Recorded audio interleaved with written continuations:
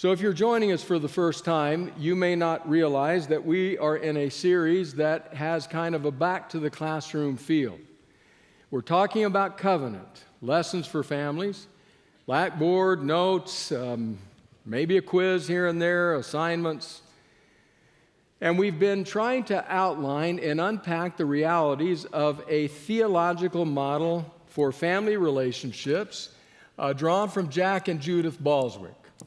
So we're going to start with a quiz this morning, and it's just going to be a verbal one. I'm not going to have you go to your phones just to save a little bit of time. But there are 4 theological themes that run throughout this model. The first of which is class. 4 theological themes, the first of which is covenant. Beautiful. So somebody has been listening. All right, so covenant. The second theme is grace. Absolutely right. The third one is empowerment. You're with me so far. And then finally, the last one is intimacy. Exactly right. That these are descriptive of the way that God interacts with His family, the way God treats His family. And if we experience that in our relationship as members of God's family, then we seek to carry that out in our families. Our question today is, what is the next step? So we have theological themes, but we live pragmatic lives.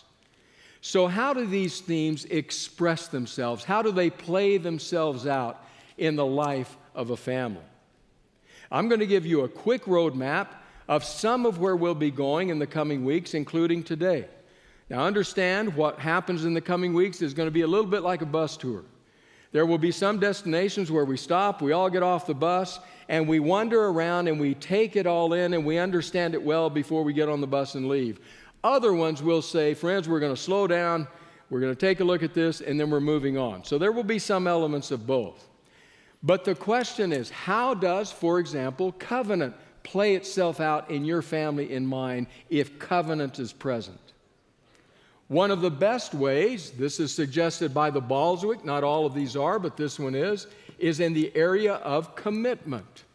Commitment. So that commitment is expressive. The depth, the level, the kind of commitment is expressive of our experience of covenant as a family. Grace. Where does grace express itself? Well, we've already mentioned one when we talked about this before, and that's in the area of forgiveness. The ability to say, I forgive you, and mean it, and live it, is expressive of a grace in the heart. But it's not the only way. Maybe flexibility is another way in which grace expresses itself. Because after all, isn't it true that grace-based people forgive, whereas law-based people tend to retaliate? Isn't it true that grace-based people tend to be flexible, whereas law-based people tend to be rigid? So maybe those are 2 places where grace expresses itself. And then what about empowerment? Could it be that the best place to look for how we do empowerment is in the area of authority? How is authority managed? How is it handled in any given family? Do parents empower their kids by allowing them to make their own decisions more and more as they grow older, becoming in a healthy way their own authority for life, having agency and accountability? And what about spouses? Don't truly empowering spouses grant authority to each other to grow and to decide and to change and to develop? And if we're not empowering, then we fight over authority. It's mine. No, it's mine. So that maybe authority is maybe the best place to look for empowerment. And then finally, intimacy. How do we measure whether or not intimacy is present? Now, much in the culture today would say you look into the bedroom to see if intimacy is present. You look into the sexuality of a couple. And there are some good reasons to say that. But it's not the best indicator of intimacy. In fact, I think the best indicator of intimacy is communication. Communication. When you know what's in each other's hearts, when you're able to hear each other, that is truly intimate. So as we move ahead in the next few weeks, we're going to be talking about some of these realities. Some just from the window of the bus, some getting off the bus and spending some time there, such as today as we start with covenant. Covenant, expressing itself in commitment. So I want to share with you something that I believe about us as human beings. You may differ, but I think I have some evidence for it. I think that for us as human beings, one of the deepest desires, in fact, one of the deepest needs of our souls is the need to be loved, to be truly loved, to be loved when we are who we are, when we are authentically ourselves, to be loved at that point in time, fully and completely. I think one of the places where you can see this indicated is in our music. Go back and look at the hits on the pop charts throughout any decade, any set of years. And you'll find, I think, that the thing about which we sing the most, without a very close second, is love. Love desired, love expressed, love yearned for, love unrequited, love broken. All of the realities of love. We sing about it all the time. In fact, I can remember the year I graduated from college. The popular song on the charts that year was Endless Love by Diana Ross. Anybody here remember that? Endless Love. You know, it hit us at a very emotional time in our lives. You go out on a date and listen to Endless Love and cry and then go back the next day and break up. You know, it was really quite an ironic kind of experience. Singing about endless love. Or a few years later, a woman who seemed not much bigger than, she was just so slender, named Whitney Houston. And yet when she opened her mouth, you said, where's that voice coming from? As she sang what? I will always love you. It speaks to that deep, yearning desire in the heart to be loved. To be real, authentic with who I am and still be loved. Profound. I would contend that God designed us that way, wove it into the fabric of our DNA. And then he says, friends, if you're in my family, that's the love you get. Unconditional love. Fully given to you, knowing who you are. Now, we could go many places in Scripture to find evidence for that. I'm going to take you to one of my favorites, John, the 13th chapter. It is the night before Christ's crucifixion. Jerusalem is pregnant with pilgrims. Some estimate that as many as 1 to 2 million people came into town for the Passover celebration. Jesus is, as Fred Craddock put it, curling his toes over the edge of eternity. He's facing death in the face. And this is the preamble to that night that John writes, one verse long. John 13, verse 1. It was just before the Passover festival. Jesus knew that the hour had come for him to leave this world and go to the Father. He knew this was the time. His hour, his time, has been a continuing theme through the Gospel of John. Not my time, not my time, not my time. Now the time has arrived. And then notice the next sentence.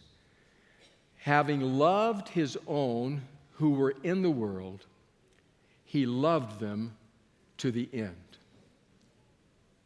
He loved them to the end. To the last drop of life, the last gasp of air, he loved them to the end. Endless love. Now, some of your Bibles will have a footnote there that will note that there is another way that last phrase can be translated. Was John being intentionally ambiguous? Because both of these are fair translations. The other way it can be translated is, having loved his own who were in the world, he now showed them the full extent of his love. He says, watch what happens next, and you will know the full extent of this unconditional love that undergirds the covenant with my family. And what is that? It is a commitment that leads him to a place called Calvary. Golgotha. That's his commitment. That's how he lives out the reality of his unconditional love. Commitment. So when we have experienced his commitment to us, now the question becomes, can we live this out and express it in our lives and in our families? Now that's tough when it comes to commitment. You don't need me to tell you, but I'm going to anyway, that we live in a commitment-phobic society. Nobody wants to make a commitment, especially not too quickly, in all kinds of ways. Commitment-phobic society. In fact, on my computer, I just decided to type in commitment on the dictionary in my computer and see how that dictionary would define the word commitment. It gave it two definitions, the second one of which interested me most. Here is how it defined it. Commitment is an engagement or obligation that restricts freedom of action. Commitment is an obligation or engagement that restricts freedom of action. In other words, the way we would say it here, plainly and simply, is that commitment costs. It costs. No wonder we don't want to commit. What does it cost? It costs other options. We live in a world with a plethora of options. I was curious because somebody had told me, there's an amazing number of shampoos available. So I thought of that. I remembered that this week. I went on my Google search bar and typed in how many shampoos are available. One of the websites, one of the hits I got, I don't know if this is true or not, and they're not all different brands because there's different kinds of shampoo under each brand. But one of the websites I got said Walmart stocks or makes available, if you order online, 500 different kinds of shampoo. 500. No wonder we're paralyzed about making choices and making commitments. So if I go to Walmart and I need to get shampoo and I look and there's two options, men's or women's, or there's long hair or short hair, or there's dandruff or no dandruff, whatever they have in shampoo, not a problem. I just grab the one I want and off I'm out the door. Or like Henry Ford is reputed to have said, you can get this car in any color you want it as long as it's black. Life is easy when that happens.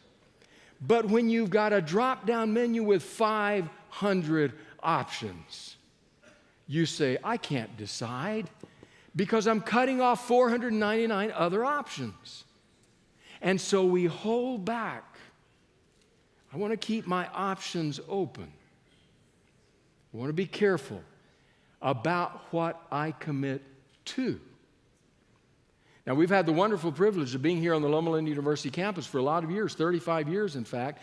And during that time, I've had the immense privilege to interact with students, hundreds, thousands of them, in the classroom and counseling settings, etc.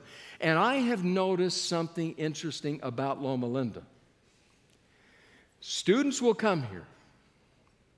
Single students will come here, wanting to get a degree and wanting to get anyway, you kind of get the picture. And they will sit down in an office and say, this place is brutal. What do you mean? Nobody wants to commit. Why not? Because there are so many options.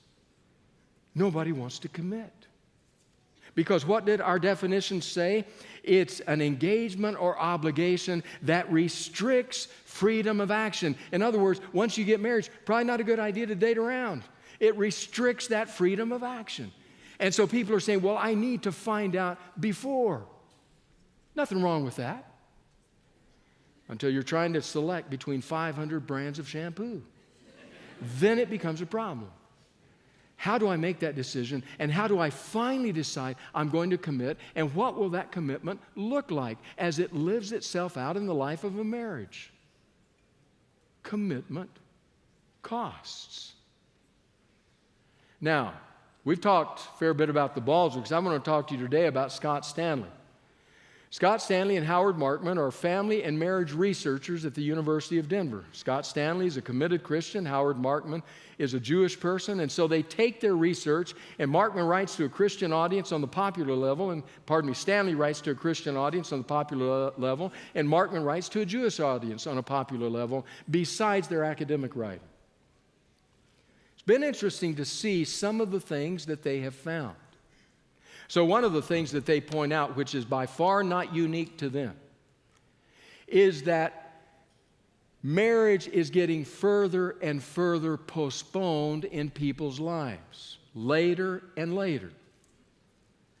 As that happens, the incidence of cohabitation continues to rise. Cohabitation, all right, there we go. Continues to rise. As it rises, researchers are asking questions about cohabitation and marriage. How do they compare? What are the differences between them? And what are the outcomes? And are the outcomes positive or negative in each case, etc.? Cohabitation continues to rise. There have been some interesting findings.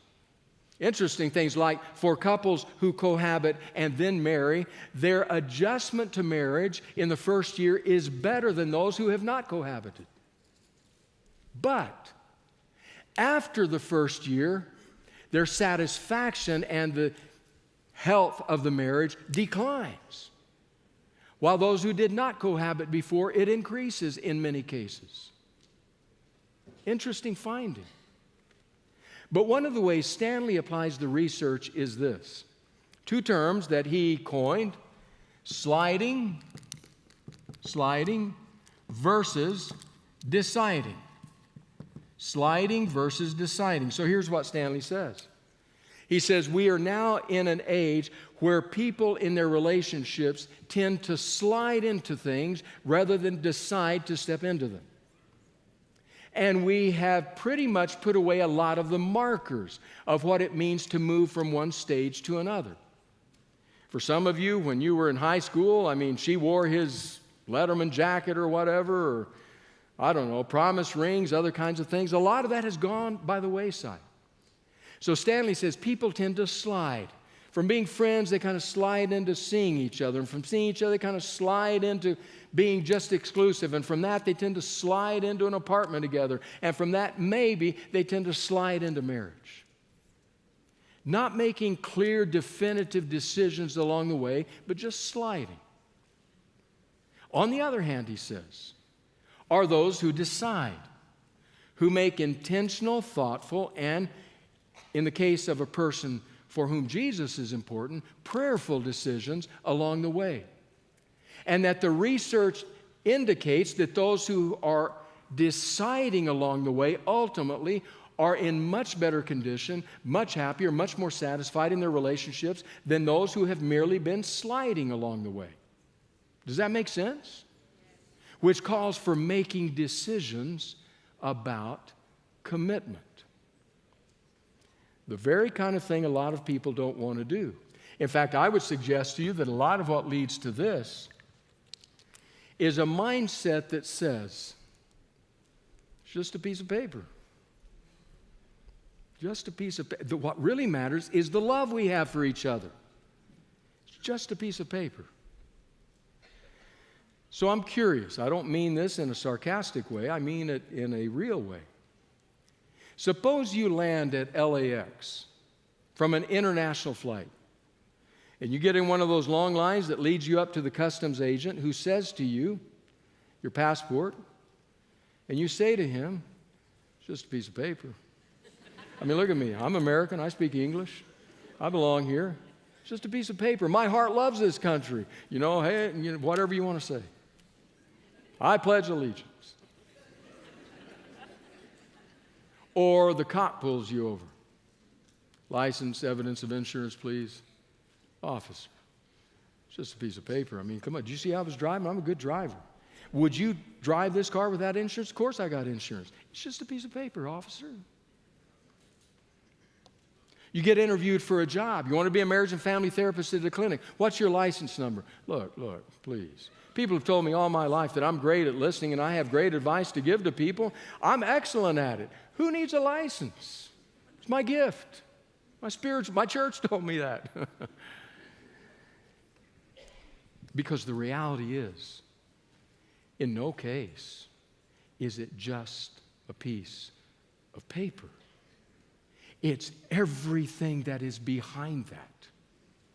Socially, legally, in the family, religiously, in the community. It's all the realities that go into that create value in whatever field or commitment you're making. People say, but wait a minute.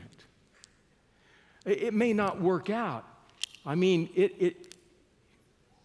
I see too many marriages where they're not even happy about it. Granted. Which ought to put some onus on us as followers of Jesus to have this kind of covenantal love pervade and permeate our families and our marriages. So what about that commitment? Again, to appeal to Stanley.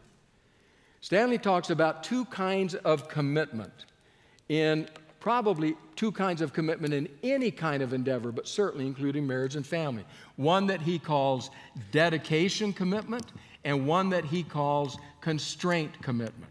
Dedication commitment and constraint commitment. And I'd like you to get a feel for this from his own words. So from the book, The Power of Commitment, listen as he discusses this. He says, what are the ways in which commitment is expressed in the warp and woof of a life together? Consider these two statements and what is reflected in each. Statement one, Mary sure is committed to that project. Statement two, Bob committed to that project. He can't back out now. Two statements. The different kinds of commitment reflected in these two statements, says Stanley, profoundly affect your marriage. In the terms I use in my work, the first statement, remember that? Mary sure is committed to that project. The first statement reflects commitment as dedication. Commitment as dedication. Dedication implies an internal state of devotion to a person or a project. It conveys the sense of a forward-moving, motivating force, one based on thoughtful decisions you have made to give it your best effort. Does that make sense? That's dedication commitment. Constraint, writes Stanley, entails a sense of obligation. It refers to factors that would be costs if the present course were abandoned. Whereas dedication is a force drawing you forward, constraint is a force pushing you from behind. I'm obligated to do this. When you combine the two, it's like epoxy glue. Mixing the two components gives married couples a super strong bond. In other words, dedication and constraint are a part of any meaningful commitment we make, including marriage.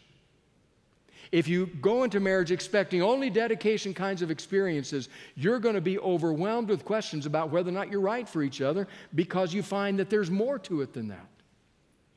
But if your marriage is only constraint, well, listen to Stanley. Research has shown that couples who maintain and act on dedication are more connected, happier, and more open with each other. That's because the partners show their commitment in many ways. Those who lose dedication and have only constraints will either be together but miserable or come apart.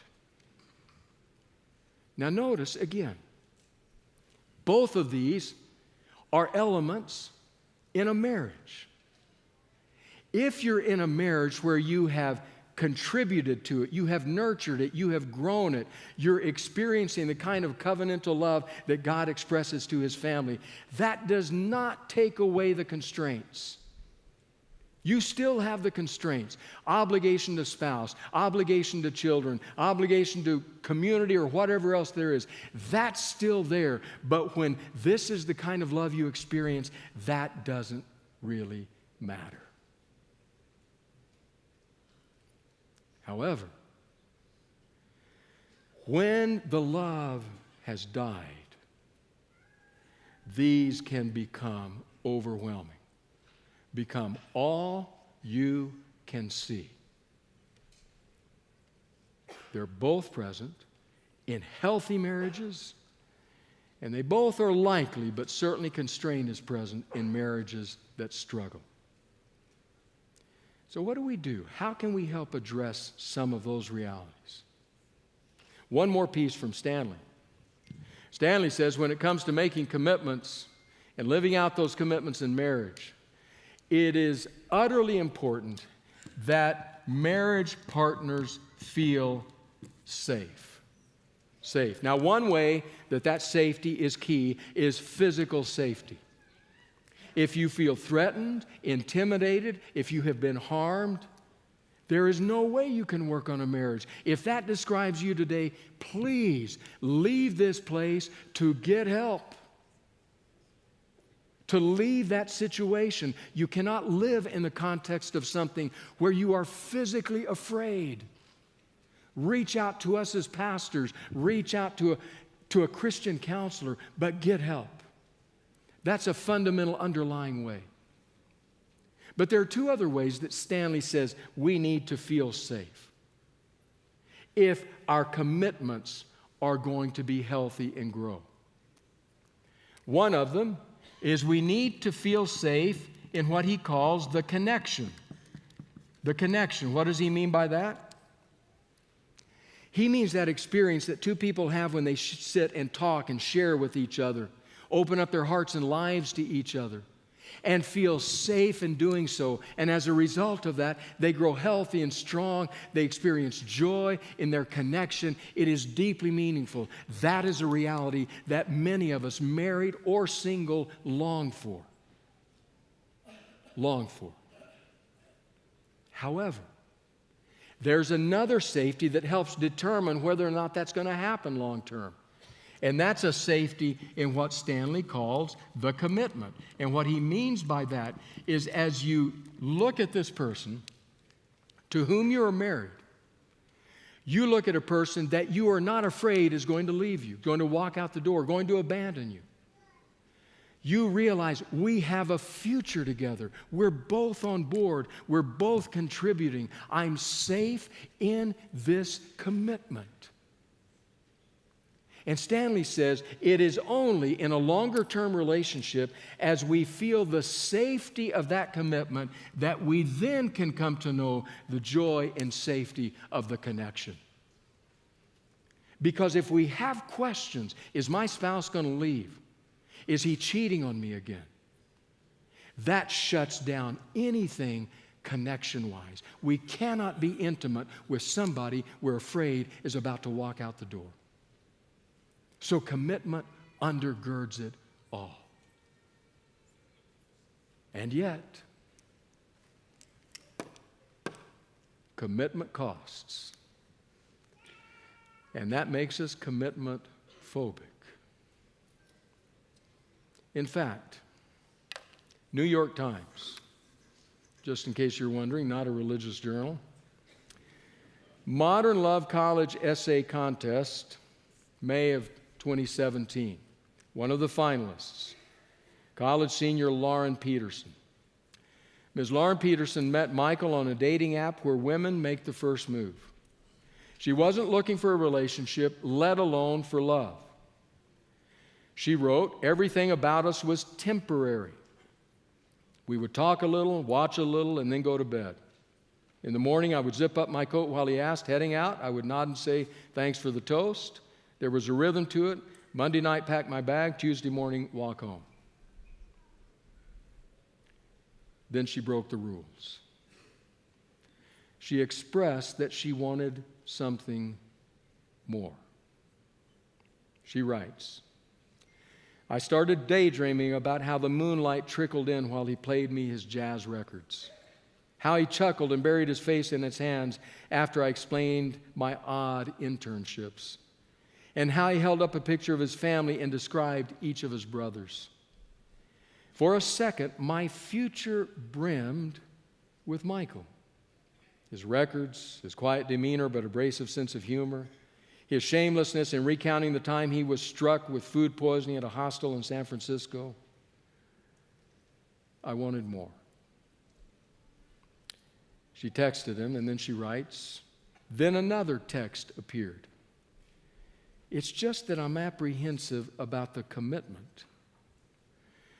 When I clarified that I didn't expect a long-term commitment with our coming graduation, he expressed his real concern in one word: monogamy. I wanted to leave the game behind and develop something special with Michael, if only for a short time. Yet Michael hesitated.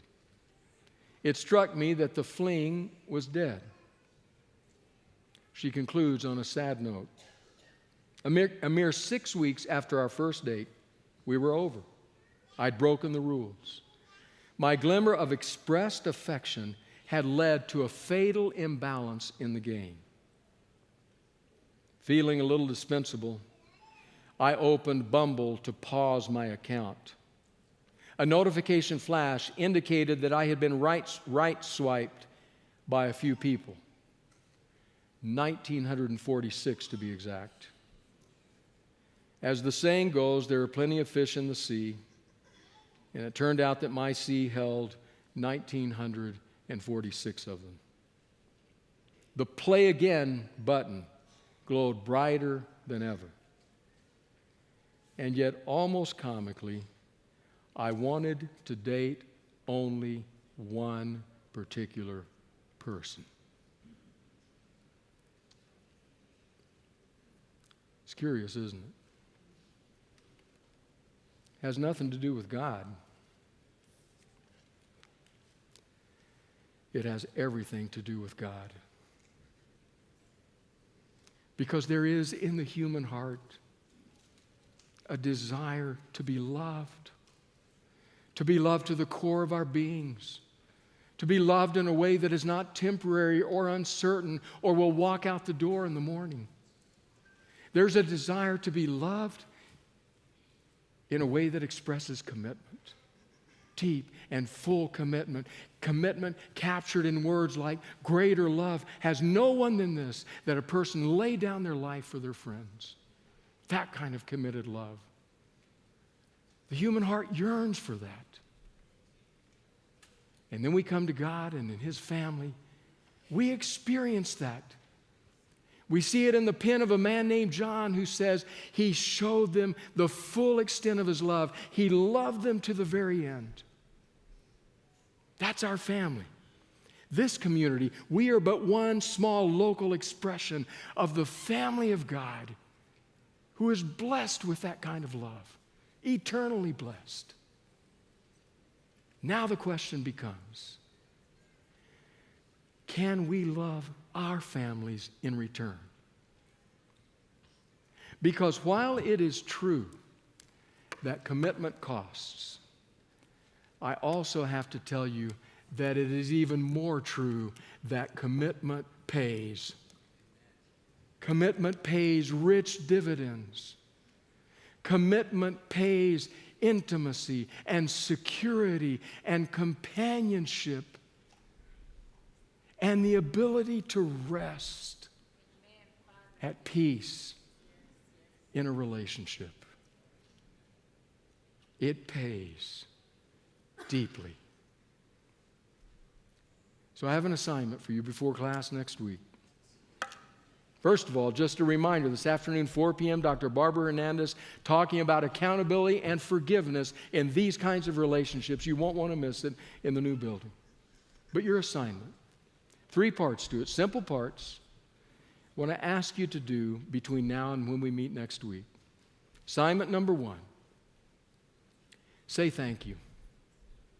Say thank you to a person in your life. Could be a parent, could be a child, could be a sibling, could be a spouse. Say thank you to a person in your life who stayed with you through the times of constraint. When it was dry and dusty and a desert, when you wondered if you were going to make it, and yet they were there, they stayed with you, say thank you to them. You stayed with me through those times, and I want you to know how much I appreciate it. Thank you. That's the first one. Say thank you. Second one, with somebody, parent, child, sibling, spouse. This week, take one act, make one choice to act in some way that expresses that dedication kind of commitment. Go on a long walk and talk. Sit and hold hands while you watch a favorite show. Go down and watch the sunset on the beach. Or if you can do it financially, go spend a weekend away together. But do something this week that feeds, that nurtures the dedication kind of commitment, either in your family or in your marriage. Say thank you. Take one dedication act. And the third one, say thank you. Say thank you to the one who has loved you with an everlasting love, whose covenant commitment to you was best shown at Calvary. Say thank you to him and say, please, let me live in the overflow of that love, that I might then be able to share that with the people who mean the most to me. Say thank you, act in a dedication way, and say thank you. In fact, let's say thank you right now. God of grace, when we consider your love, when we consider the cross, all we can say is thank you. In Jesus' name, amen. If you would remain seated for the postlude, God bless you.